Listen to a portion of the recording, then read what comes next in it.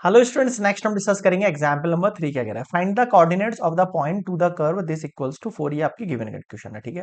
Eight which the tangent is equally incline to the axis. Equally incline to the axis का मतलब होता है ये है ना, दोनों एंगल यहाँ पे दोनों एंगल जो बन रहे हैं वो क्या है, इक्वल है। ओके, अब सबसे पहले पॉइंट बना लेते हैं अपन, लेट कर लेते हैं। लेट जो आपका रिक्वायर्ड पॉइंट होगा, late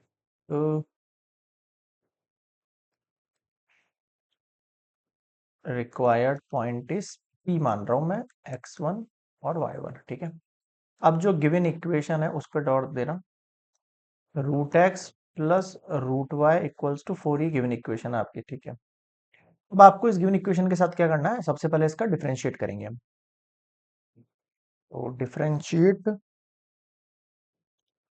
both side with respect to x. Root x का डिफरेंशिएशन 1/2 रूट एक्स होगा और एक्स का 1 हो जाएगा,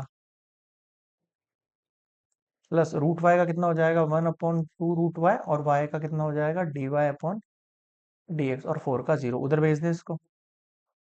1/2 root y d y upon d x equals to -1/2 x.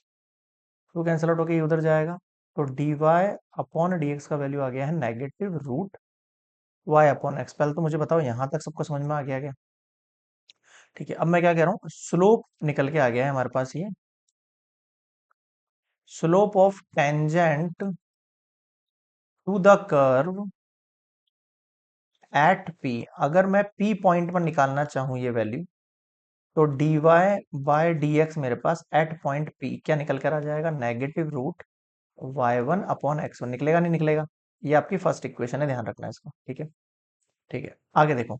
अब मुझे बताया as tangent to the curve. अब देखो इसने एक लाइन बोली है, इस लाइन का मतलब बता रहा हूं, as tangent to the curve. अगर ये इक्वली इंक्लाइंड होती है, अगर ये इक्वली इंक्लाइंड होती है टू द एक्सिस, बता दिया मैंने इक्वली इंक्लाइंड का मतलब, लाइक दैट है ना, एक्सिस। उस कंडीशन में इट्स जो स्लोप होता है इसका वो क्या हो जाता है, +-1 हो जाता है। इसका स्लोप क्या होता है, +-1 होता है। यानी कि मेरा ये जो स्लोप निकल के आया dy/dx, इसकी जगह मैं +-1 रख सकता हूँ, ठीक है। ये आपकी सेकंड इक्वेशन है। अब मैं बोल रहा हूँ यहाँ पर, फ्रॉम इक्वेशन 1 एंड 2 इक्वेशन का यूज लेते हुए मैं यहाँ पर +-, पुट कर सकता हूँ, -√y1/x1 इक्वल्स टू क्या हो गया, ये +-1 आ गया, ठीक है।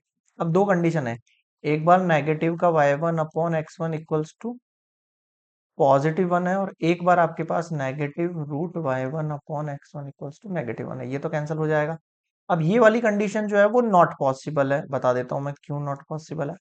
यहाँ नेगेटिव लगा हुआ है, अगर मानो यहाँ पर रूट कैसे लगा होगा, बोथ साइड स्क्वायर करके लगा होगा, बोथ साइड क्या करके स्क्वायर करके लगा होगा। अगर यहाँ पर स्क्वायर था और स्क्वायर हट के रूट लगा, तो ये रूट माइनस के ऊपर भी आना चाहिए था, इस पे कैसे आ गया है ना, केवल 5/1 पे नहीं आना चाहिए ना, माइनस वाली वैल्यू पे भी आना चाहिए था, और वो कंडीशन हमारे पास क्या होती है, इमेजिनरी रूट की हो जाती है।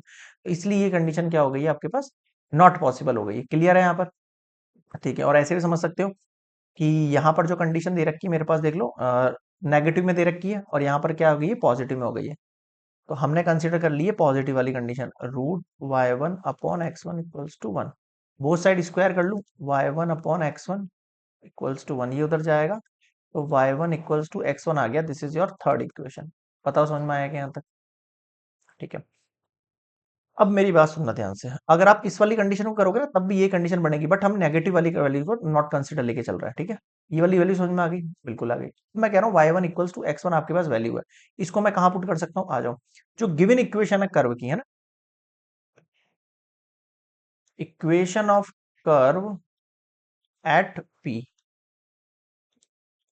जो इक्वेशन ऑफ कर्व है, अगर मैं उसको पी की बात करूंगा ना, तो मेरे पास क्या निकलेगा, √x1 plus √y1 equals to 4, ये निकल के आएगा। अगर मैं यहाँ पर यूज करता हूँ इक्वेशन 3 का, y1 इक्वल्स टू x1 है ना, तो √x1 equals to 3 4, from equation 3 की जगह मैंने यहाँ पर ही वैल्यू पुट कर दी है, 2x1 equals to 4, √x1 equals to 2, both side square करूं, x1 इक्वल्स टू 4 आ गया, ठीक है। सेम टू सेम इस बार आप y1 को रिप्लेस करो इसमें से, समझ में आया? रूट एक्स इस बार y1 एज इट इज है, इस x1 की जगह y1 वाली वैल्यू पुट करो, है ना? तो ये 2y1 इक्वल्स टू 4,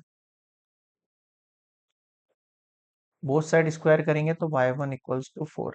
अब आप मुझे बताओ, आपके पास हैंस जो रिक्वायर्ड पॉइंट आए हैं, find the coordinate of the point of the curve at which the tangent equally inclined, required points are 4,4। ये आपके रिक्वायर्ड पॉइंट है जिसके ऊपर ये टेंजेंट जो है वो इक्वली इंक्लाइन करेंगे एक्सेस। क्लियर है?